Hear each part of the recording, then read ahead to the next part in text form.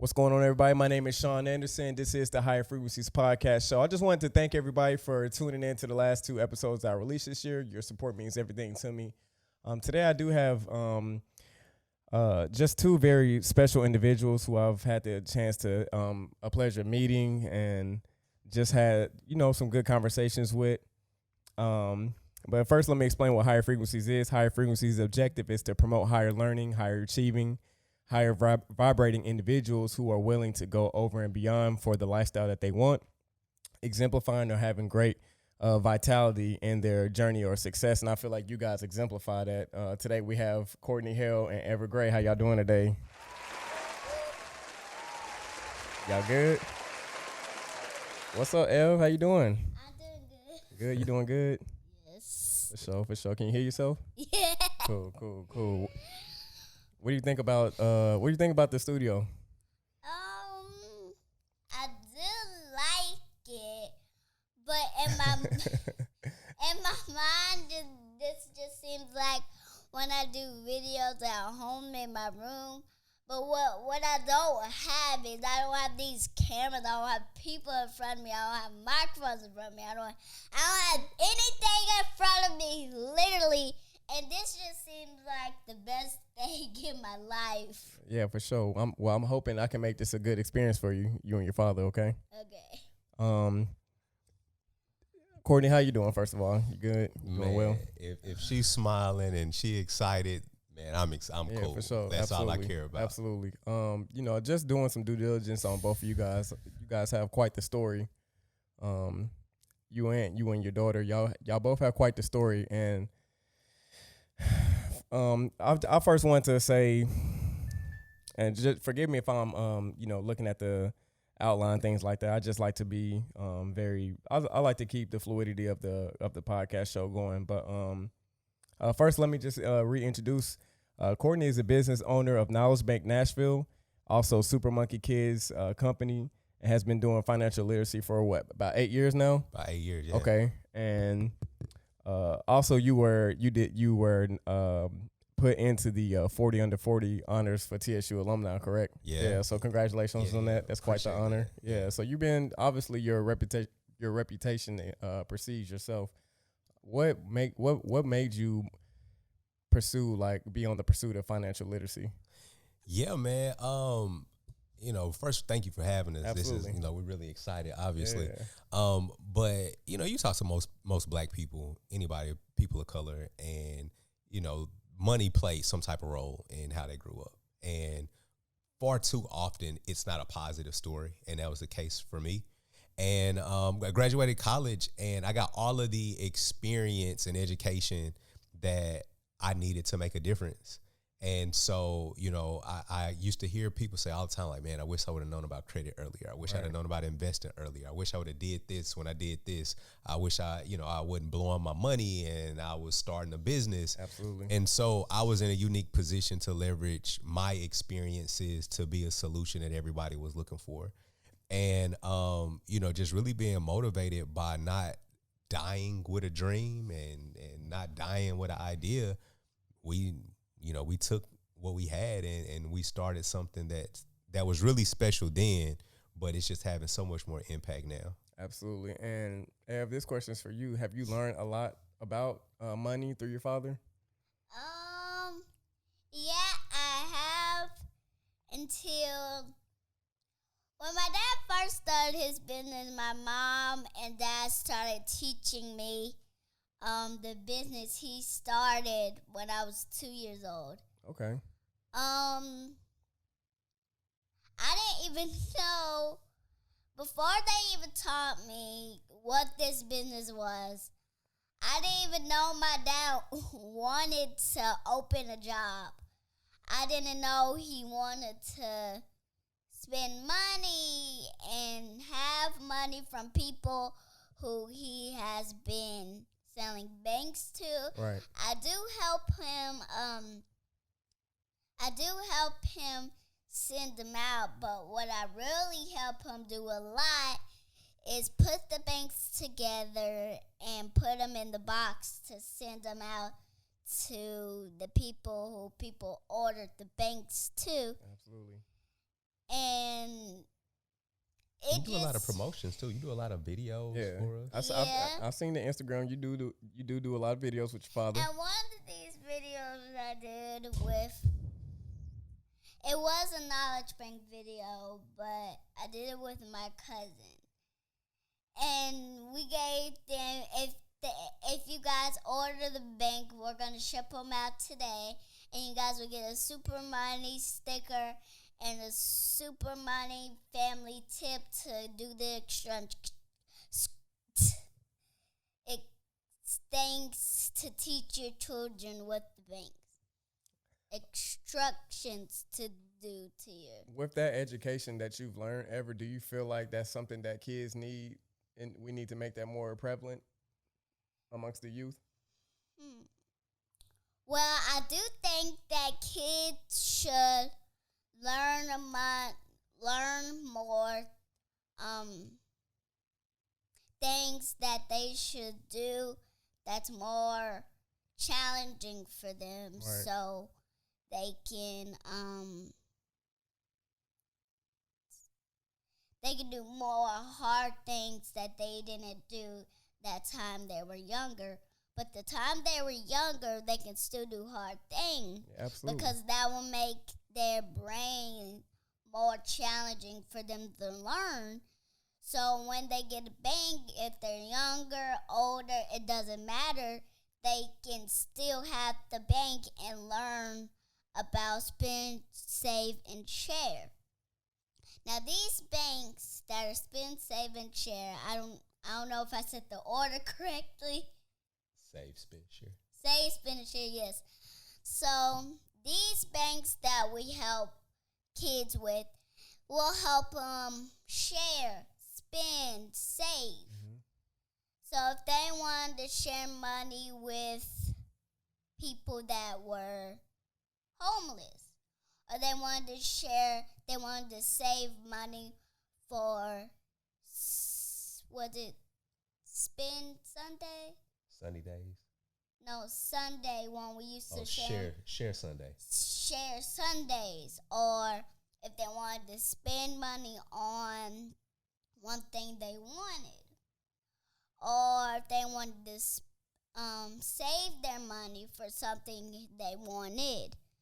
But these banks that we help kids teach for money, we want them to keep practicing and practicing and practicing till they get older, till they understand. Now, we're not going to give banks to younger kids to 1 and 2, but we can give to 3, 4, 5, 6. We can give to older levels instead of 1 and 2 and 3. So we can give more money to kids that they will not lose their money. Right. So, say they had a piggy bank, but they didn't want to use it.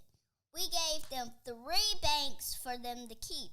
That would be more. If they didn't want to use that, they'll still have to use it. They didn't want to use their penny bank, so you have to use that spend, save, and share boxes to put your money in. So that's the only one thing that we can help children do for challenging of their mind to be challenging. They can do more hard work at school. Doesn't matter what grade they're in, they gotta do more hard work they can up to more levels that they can do. Hey, that's very well said, Ever, and I'm really proud of you for wanting to be a sponge and learn this information. I think precocious would be a good word for you. You're very precocious. That fits. Yeah, for sure. When did you guys start instilling that knowledge into Ever? Yeah. So the Super Money Kid Bank was literally inspired by Ever. Yes. She could obviously could communicate very well at a really, really early age, which is great until you're in Target and you have a list of things that you want to get. And then you have this little 2-year-old who is picking out everything in a toy aisle that she wants. But, Daddy, you said we're not going to give them to 2-year-olds. But I'm just talking about you when you were 2 years old, and would ask for. Well, you can give me one when I'm a 2-year-old because I know what this business was for. It was serious to you guys. More that I get older, I know it's serious to you guys that I can play with the bank. And so we knew at 2 years old that she was at a place to where she could understand these lessons. And we wanted her to know that when we spent our money, it was based on a plan. And, most adults will call that a budget. We call them spending plans in our household and in our program. And we're like, hey, what's a simple way that we can create a spending plan for a small kid? And that's where we came up with the spend, save, with the save. You got me saying it wrong. With the save, spend, share. And she understood that. And when we first introduced it to her, we we actually got like some Pringles cans and some a couple little odd shaped cardboard tubes and started it from there. She really, really liked it. And then we did it with some other kids, some kids at her school, as a matter of fact, and they loved it and the teachers loved it. And we're like, hey, we got something special here with the Super Money. At that time, it wasn't even the Super Money Kid Bank. Right, it was just an idea in a way that we were teaching small kids about money. And we got the creative minds on it. A couple of our contacts who could help us with manufacturing and distributing. And I remember the day when I first saw the design of the superheroes. I was like, yo, like this is gonna be big. Was the design your idea, or obviously design was your idea, but did you already have like it formulated, like how you wanted it to be, like look or the appearance of it? So like we had so a couple years prior, we had done some work with an elementary school, and we had never worked with that age group before. Most of the financial education that we did was with teenagers. Okay. And so when that elementary school came to us, we were like, we can figure something out. And that's where we came up with the Super Money Kids. And we're like, hey, we wanted them to be engaged. So we're like, yo, like if y'all do these things, y'all gonna be Super Money Kids. Yeah. And like we gave ours, like I was Super Money Court.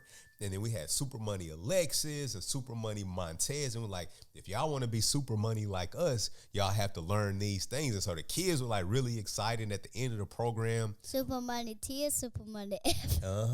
And we gave them these little certificates. And it's like, hey, you've now completed the work required.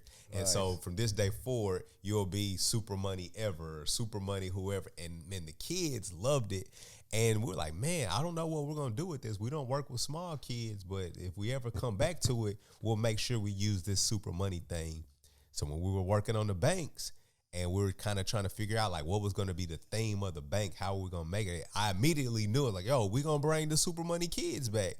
And I got an artist that helped us with the design. And it was like love at first sight. That's what's up. What is the distribution process for those that are trying to start a business? What is the distribution process of getting you guys' product out to the customer or to the consumer? Yeah, so for us, it's really simple. We're still doing the fulfillment from our garage. Okay. So we and I'm fine with sharing like our processes, but we created a Shopify store, and we've used a couple different platforms as far as e-commerce stores. For us, Shopify has been the most. It's been the most interactive. It's been the easiest. It's been just the user interface is really simple to learn. So we're using Shopify now. We get the orders. I literally get orders, and I get a text message, and we print out shipping labels at home. And we normally have them already bagged, and so we stick a label on them, drop them in the mail, and we're done. We've actually had a really good month, and so we don't have any bagged up right now. But when I get home tonight, we got some orders to send out. But yeah, that's what we do. And then when our volume picks up significantly, we have another partner who will do all of the fulfillment. And so if you think about, most people do a lot of fulfillment through Amazon. It's, you place your order through Amazon. Amazon sends it out, which is cool. There are some trade-offs with that relationship, primarily that Amazon takes a pretty significant cut of the revenues. What is the, if you don't mind me asking, what is the percentage for the listeners? I don't remember exactly what it is, but we have another fulfillment partner that we've talked to, and their fee was their cut was more than half of what Amazon's was. What are there other avenues that people could explore to try to like mitigate that, or? Yeah, there are. Do your research, see what you can find. Right. Now, the benefit to Amazon is that everybody uses Amazon, and so It's easier to get it out there. it's easier to get it out. Right. More people are going to Amazon to search, and so I say one of the financial lessons that I tell people is like, yo, that you get what you pay for. Absolutely. Is a real thing, and it is probably one of the financial lessons that has been just most paramount in my life. You get what you pay for. And so even though the fee with Amazon is higher, you get the service, the distribution. You don't have to worry about anything. They have billions of people that are using it. So that's going to be good for your volume, for your store. We just weren't at a point to where that made sense for us. So I would just tell anybody, just do your research. Absolutely. I mean, it just looked, from the research I did on you guys, it looks like you guys are scaling pretty well, though. So make sure you guys definitely check out Knowledge Bank and Super Money Kids Company. What is the social media for that? Yeah. So on Instagram, we're Super Money Kids Co. Super Money Kids Co. Facebook is Knowledge Bank Nashville. We're going through like this whole rebranding thing. And so we've been known as Knowledge Bank since the beginning, since we were doing summer programs. But now that we're focusing more on basically 3rd through 6th grade younger students, we're just rebranding to Super Money Kids all the way around. And so we've updated the website. It's supermoneykids.co. Instagram is Super Money Kids Co. Facebook right now is still Knowledge Bank Nashville. Perfect. And what would your message be? Or I guess like for any beginning entrepreneur, what would you want them to know as far as like entrepreneurship and business goes? If you got the idea, do the thing that you want to do. Too often people worry about like logos and Right. slogans and colors and, this is what I need to have on the sweatshirt. People Yeah. already be thinking about like the merch. Like, yo, you ain't even started the business Right, yet. that's true. Don't get caught up in that stuff. Do the thing, whatever it is. Just do the thing. Just get started, and you can iterate as you go. You'll get better and better and better at everything, because the fact of the matter is you're going to start out with a logo. That logo going to change. Them colors going to change. It's just the nature of like a business is like a person, it's like an organism. Right. You grow and you mature. So don't spend a lot of time on the stuff that don't matter early on. Like learn your business as quick as possible. And Everett, this question is for you. I guess like, how do you feel? Do you feel like by helping your dad with the business, it's kind of like brought you two closer?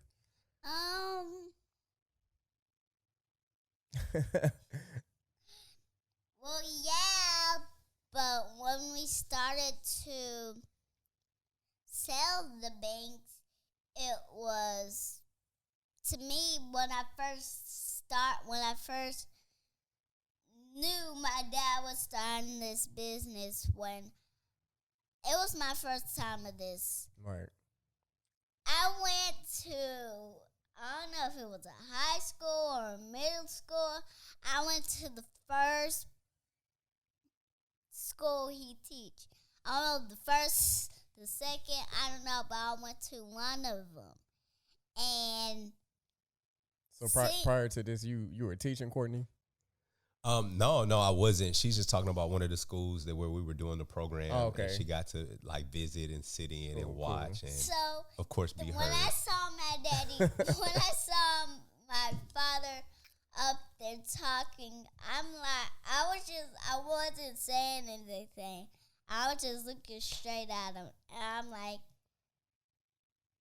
Wow, I can't believe that's my dad. no, like, is he really teaching a classroom? Is he really teaching a classroom? And I'm just looking like, what the heck? But to answer your question, I think it has brought us closer, because when we first started doing this, my full-time job, I mean, I worked in corporate finance and healthcare. And so I had a really demanding job. And then I would go home and do knowledge bank stuff. So I was working all the time. And at the point that we could start, I was. Every single time he would get home, he'll take off his stuff, put on his pajamas, and then he'll go straight to a room and start working. I'm like, Daddy, it's 9 or 10 or 11 o'clock at night. You should be going to bed, and literally you are working on the computer.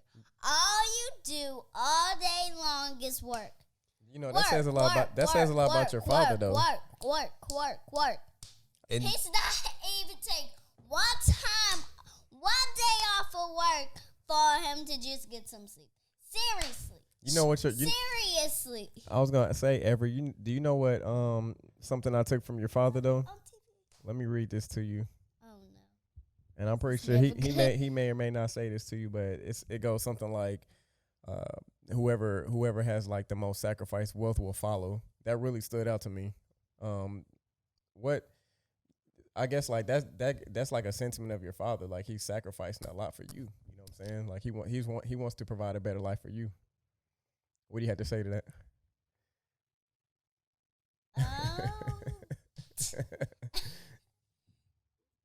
we still like kind of we still trying to understand that right now. You know, she's still, you know, with kids.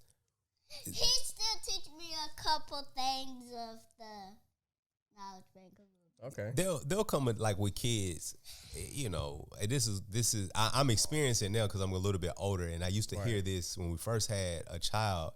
I'd hear this from older people, but like kids don't really get what was done for them until they reach like a certain level. Right. So right now, everything she just going with the flow. She, you know, but one day she'll get it, and then that'll be the point where I realize that, you know, the things that the sacrifices we made and our experiences paid off. Maybe.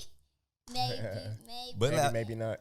But she's like, you know, she's here with you. She gets to do a podcast. Yeah, like this is just regular, Absolutely. you know, for her.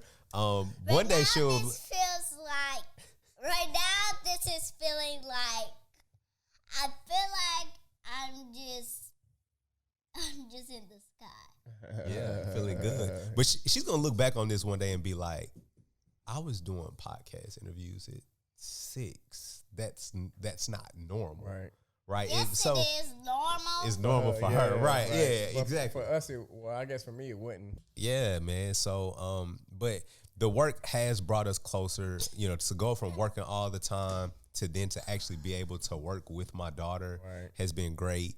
We've worked with her on starting a couple businesses.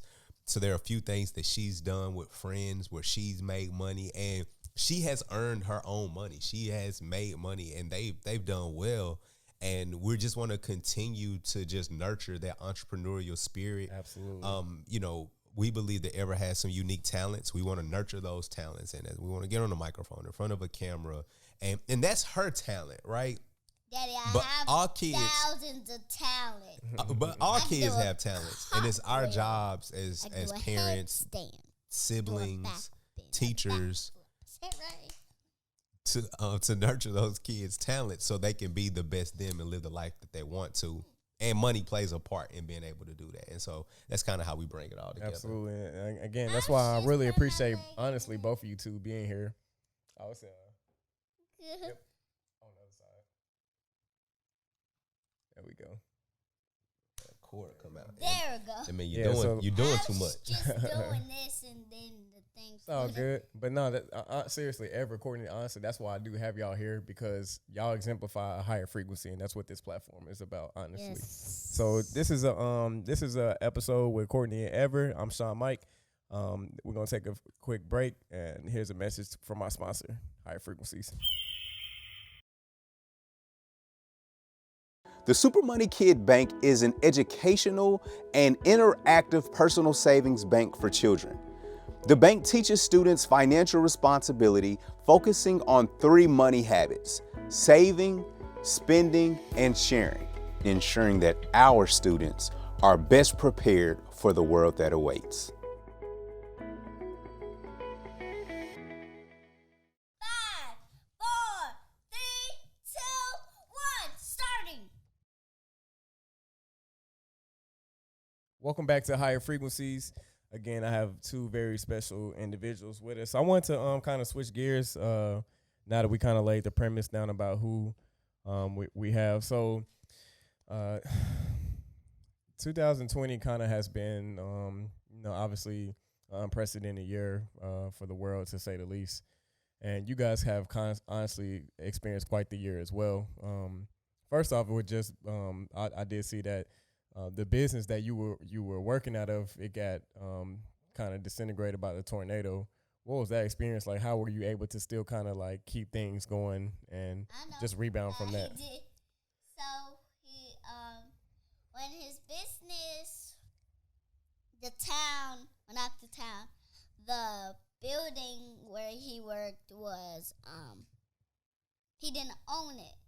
It was one of his, it got down by the tornado because it wasn't sturdy enough. But the day when I went to go see that lab.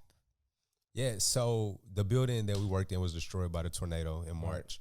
And it hurt for a lot of different reasons. The reason why it hurt the most was because a really close friend of mine ran 3 businesses out of that building. And I worked there in the co-working space, and it was just kind of like eye-opening, and you just never know what's going to happen. I can't remember the day. I think it was a Tuesday, but it was a Wednesday. Was it a Wednesday? It was a Wednesday. You may be right.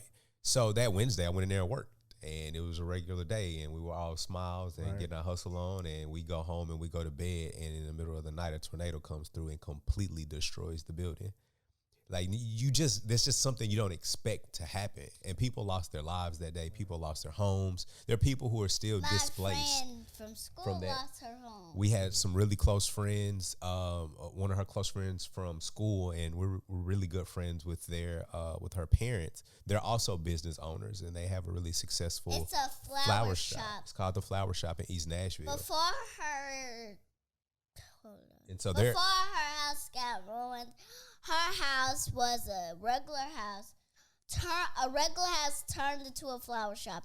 People in that flower shop where it was people cutting flowers, delivering flowers. Right. And there's a whole thing of flowers in there. And when the tornado came, they were home.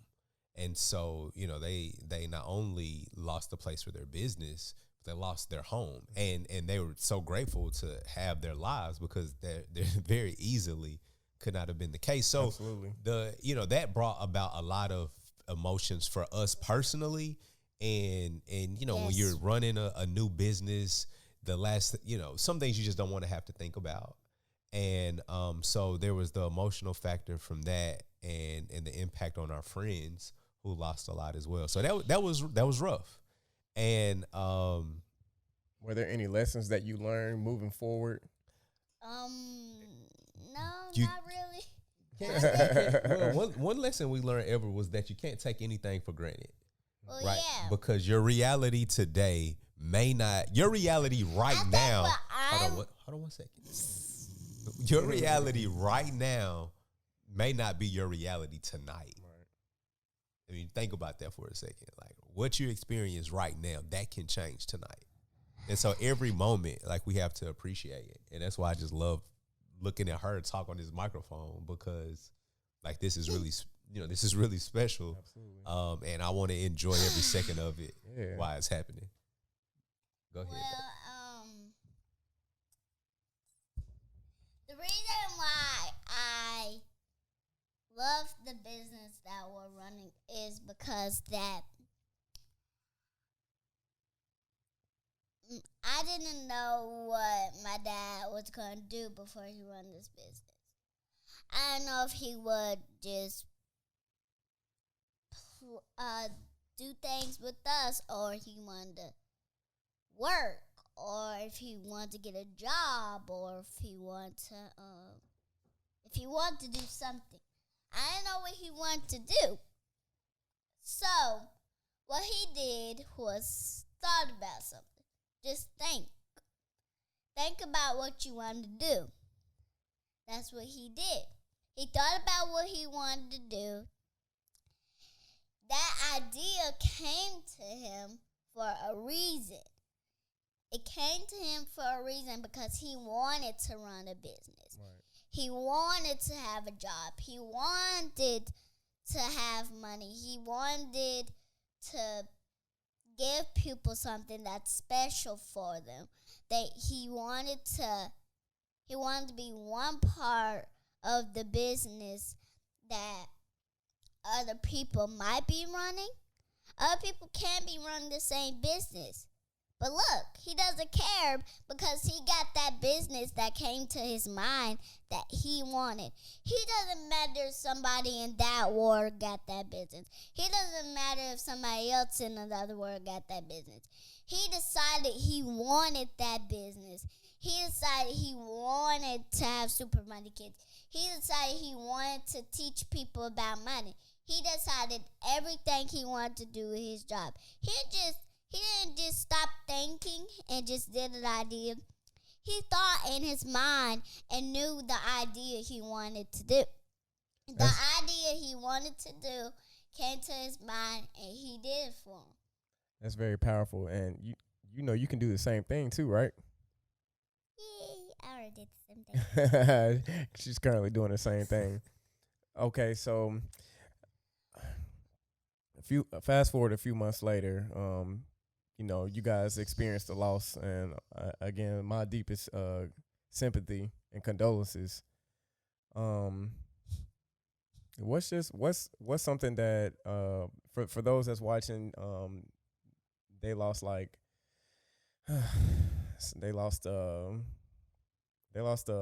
Courtney lost his wife, Ever lost her mother, and I'm pretty sure that was just hard on you guys. What is something that you guys remember about her legacy that you guys are keeping alive to this day? Well, what I remember about her is her smiles, her voice, her just the confidence she had when she was teaching.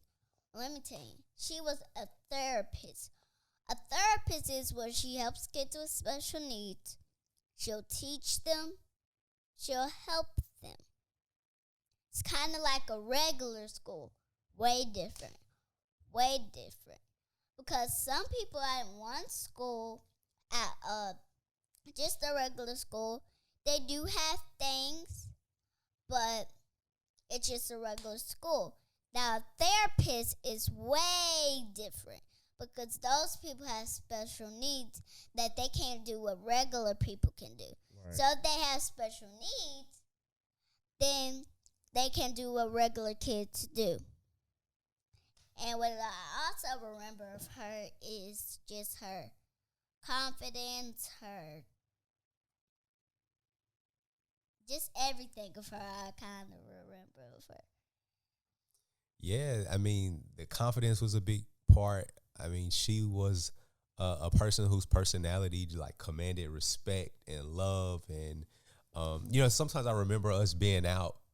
We could be in a mall or a restaurant, and she would be like, these people looking at me. Now my wife, and she, you know, like we from North Nashville, and she real North Nashville, okay? And, you know, she get with you a little bit, all right? And so we'd be out sometimes where she'd be like, man, these people keep looking at me. And I'd be like, babe, like, you beautiful. And she just walked with a certain aura. Like, you felt her energy, like, when she came in the room. You know what I'm saying?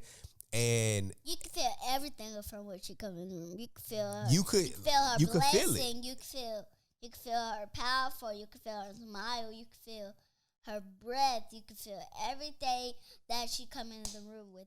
Everything. Literally. You don't know what she gonna say. You can feel everything. And that is so accurate because like Ever and I are the talker. We like Ever and I are the talkers in the family. You know, my wife, you know, people say like killers move in silence. Like that, that was my wife. Like she, she was the more reserved one, chose her words carefully, but when she spoke, like you was listening. And you probably was listening before she even spoke because you just was waiting on what it was. And that's just like, that's the woman that she was. She was, I used to tell people all the time, I was like, yo, my wife is the realest person. I might not say a person, you know what I'm saying? But like my wife is the realest I know. Like I don't care where you from, I don't care what you do, what you been involved in. Like my wife is the realest one that I know. And that was the truth. But she was beautiful, she was compassionate.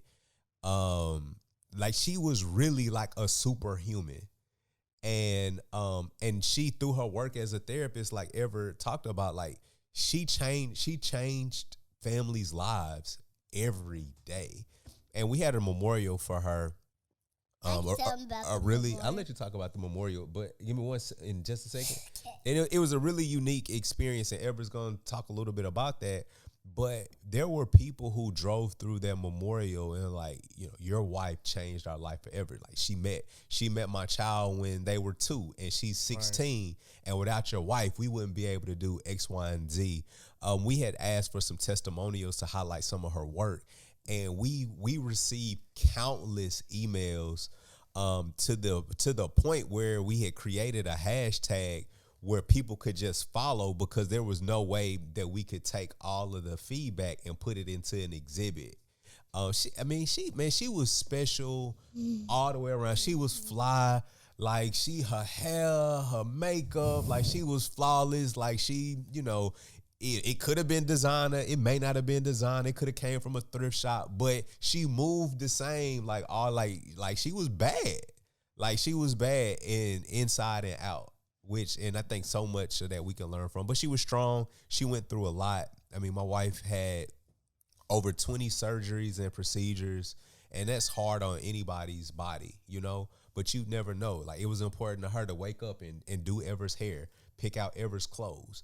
There were times to where just physically she couldn't go upstairs, and maybe in one particular day, all she could do was sit at the end of the bed. But she would sit at the end of the bed and she would do Ever's hair and whatever she could in those trying times. So we lost a queen. I mean, she was our queen without a doubt, and there were a lot of people that loved her and depended on her.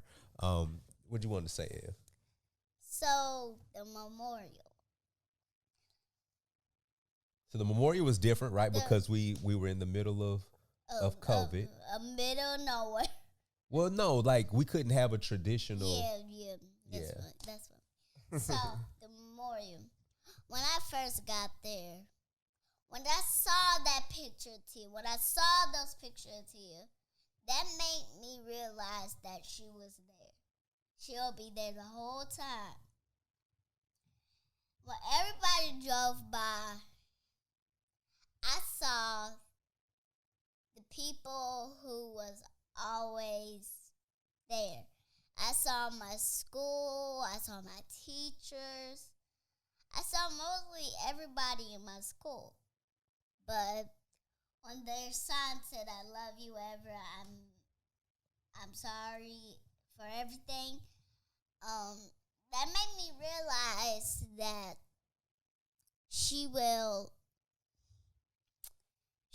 always be looking down at us. But absolutely, the reason why I recognize of her, because our whole house is just Tia. Whole house is just Tia. Yeah, we got a lot of pictures of her up all over the place. Yeah, from what I'm understanding from both of you guys, she was a true matriarch. And, that goes to say goes without saying. Yes. Yeah, like it's just legit. Like she's like the godmother of her family on like all sides, like mama's side, daddy's side. Like, I think she's a stepmother, godmother, mother, queen. She was everything. Now, was she helping you with the business as well? Yeah, it was truly a family ran business. It was a black business. Absolutely. A black family owned business. Yeah. And initially it was like, all right, this is Courtney's dream. And, you know, I was like busting my ass, as Ever already kind of talked about. And it got to the point to where Tia was like, you need help and we're here and we can help you. And so then it really quickly became a family business. And it's crazy because at that point, the business went to another level. The business went to a whole nother level. Level 1, stop at level 1. Level 2, stop the level 3, level 4, level 5, level 6, level 7. Right. Yeah. It was up levels. And you know, the thing about women, like women's existence is to multiply, right? Like that's what they do. They do that physically, but they also do it spiritually, and they also do it with other things that require manifestation. And the two women in my house, when the woman and the little woman, when they got involved, our business magnified. Like they multiplied the business just from their involvement. And it's just a little something out there, you know. Talk about our queens. What's something that we could tell our kings about choosing a woman? Because clearly, you chose a woman that like fit what you had going in your life. What's something that we could tell our young kings about choosing a good woman for them? Man, do less looking and more feeling. Simple as that. I really appreciate that. Man, wow, it's amazing. So me and Ever, not to change gears, but me and Ever, we have something in common. Ever, do you know what that is? Our birthdays in the same year, and we have the same. Is it disease? Yeah. Yep. We both have and happy birthday, because yes, you're right. Our birthday's in the same month. My birthday's November 12th. Yours is what? The 6th? The 4th. The 4th. I'm sorry. we team Scorpio over here. My party was the 8th. How was your party? It was good. It was amazing. That was the one thing I was waiting for. It was to the 4th. I was doing this. Boop boop boop boop boop. 8! Woohoo! My party! Happy birthday, Ever, and I'm and wishing you many more. Seriously. Yeah. So for those that don't know what sickle cell anemia is, I mean, pretty much that everybody that follows me, they have a kind of idea. Go ahead, Ev. It's a disease which is well, I don't know how to explain. It's a disease where it's way different than other diseases, but absolutely, it's a red blood cell disorder, right? We have a blood cell disorder. I did have Go ahead. I did have was it this week or last week? The last 2 weeks. Last 2 weeks I had. That's why I didn't really go to school. So just let me let the audience know what it is real quick. It's just a disorder in which like healthy red blood cells, they're not really able to carry like oxygen in certain parts of the body, which causes pain for us. That's what I was about to say. For the last 2 weeks, I did have a crisis. That's good, and I really hope you don't have to have any more. So, Ev, I was to tell you a little bit more about me. I was diagnosed with it when I was 2 years old. I was diagnosed when I was born. Really? Well, I had it at birth too, but I didn't have my first crisis until I was 2 years old. So a whole 2 years went by, and I didn't have a crisis at all. I had a crisis my first crisis was when I was. You weren't 1 yet. So 2. You was a baby. And that's. I was younger before Hey, it's crazy how genetics work, right? But, I don't even remember the day. I feel like the first day I had my crisis, I feel like this was in February or March. I can't remember. Well, you remember that day where I was in? Well, that was last week. You remember the day? I don't know if I was 3 or 4. and I was laying in the bed and I had a crisis. Yeah, it's a regular thing, like, right? I don't know, kind of I don't what your feel experience like was. it's a regular thing. or is. It's gotten better. When I was a kid, they didn't really have hydroxyurea. Wasn't really tested on us, and I'm assuming that's the medication she takes as well. That wasn't really I a can't thing. wait until I swallow pills because that penicillin is disgusting. Yeah, it is. Penicillin is very, very disgusting. So, but yeah, pretty much my experience. A whole 2 years went by. Then my mom said I was shaking and stuff like that, and when they took me to the doctor, they ran my blood, and it's so crazy. You know, in the 90s, I guess that wasn't a thing. They wasn't really testing kids' bloods and things like that. Otherwise, it would have been detected earlier. And they discovered I had sickle cell anemia. So from there, they just I started getting I put on. thought it was just called sickle cell. I didn't know it was called sickle cell anemia. It is. Yep. I thought it was just called sickle cell. If you don't mind me asking, like, how does it make you feel when you get sick? If you don't mind me asking. What it makes me feel? It feels like I'm just in. It just feels like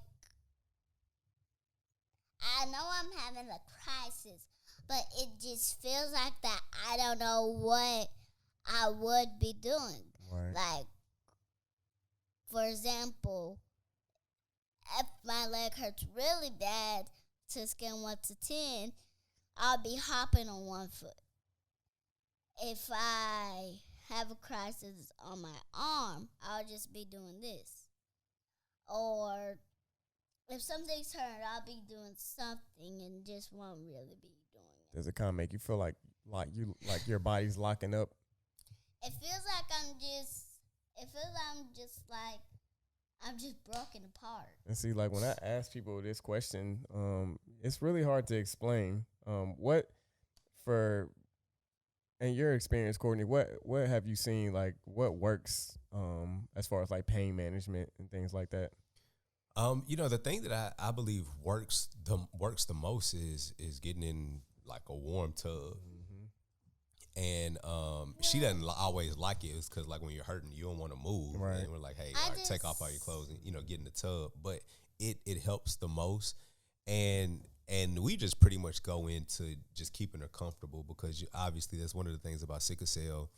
There's not a solution to stopping the pain at any moment, right? It just lasts until it doesn't anymore. And then the people around you, or if you're an adult, you just do what you can to get through it. But we do a number of different things. We make sure she's hydrated, warm tub. They can hear you when you they can hear you. Heating pad. Sometimes she may allow us to do a little massage, but sometimes it hurts, so she don't want to be touched. Right. We just do it all in repetition. Early on, it was really, really difficult before she was able to really talk or understood what was going on. And, there'd be times where like her hands would swell up, or she'd just be crying nonstop. And so those times were really, really hard. I'll never forget the first time we had to take her to the hospital. It was like the first crisis. And I mean, she wasn't 1 yet.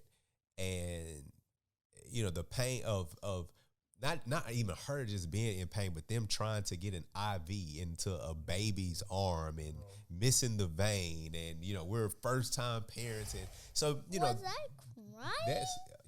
That were stuff you hurts, crying, man. girl? You was crying. Was I screaming? Screaming. And we got through those things, together, ever got to a point where she could start telling us. At the point that she could start telling us what was going on, it immediately just took the stress level down an octave, just because we knew. Before, we didn't even know, right?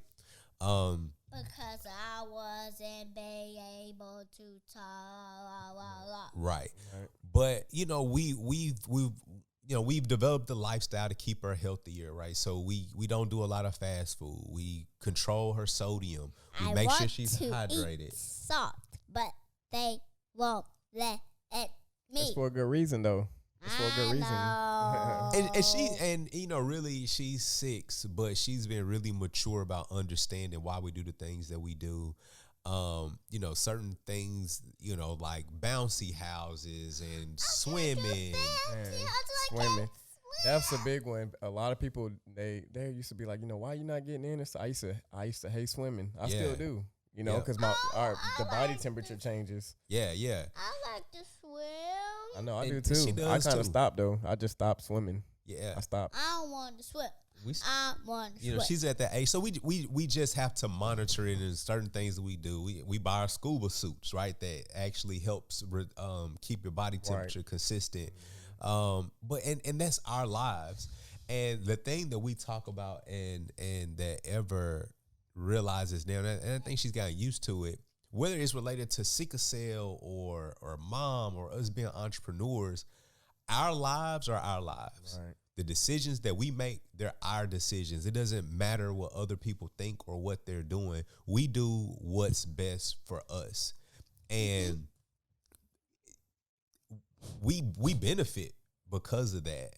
And she understands that more now. She's still 6, so sometimes, we gotta talk about it a little bit more.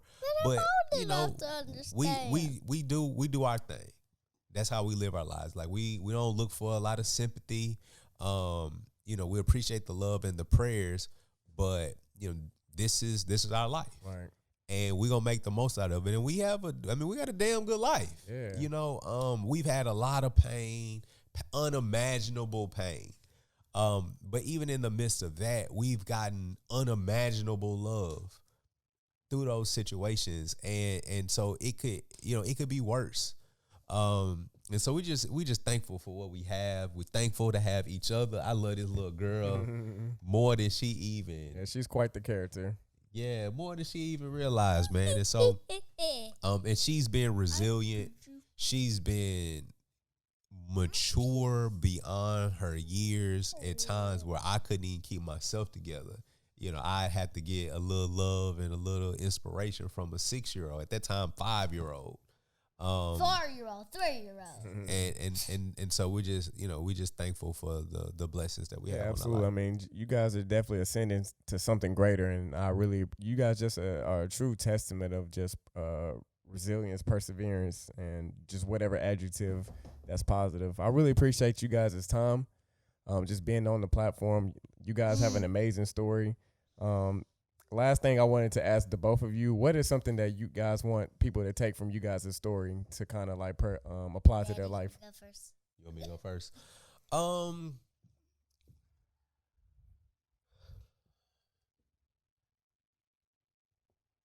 Man, I tell you, this is something that has resonated with me all week. And I think this is an answer to your question. I saw a post this week. It said, in me, I have whatever it takes. And that was it. And if it was one thing that I would want other people to know, is that in you, you have whatever it takes. And you got to believe that. Like we have collectively, universally, all been through a traumatic year. All of us have. Absolutely. But we got to believe that we have whatever it takes to persevere. And that would be the message that I would want people to take from our story, because we believe that. We know that, we got a lot of odds stacked against us now. We've had a lot of things stacked against us, a lot of really unfortunate things. But we got whatever it takes. And we believe that together. What about you, Evan? What's something that you want people to take from you?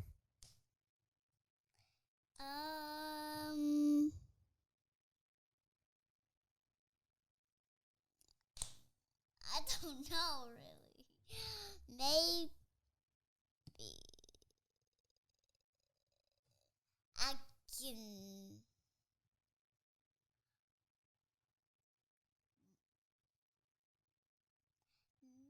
money.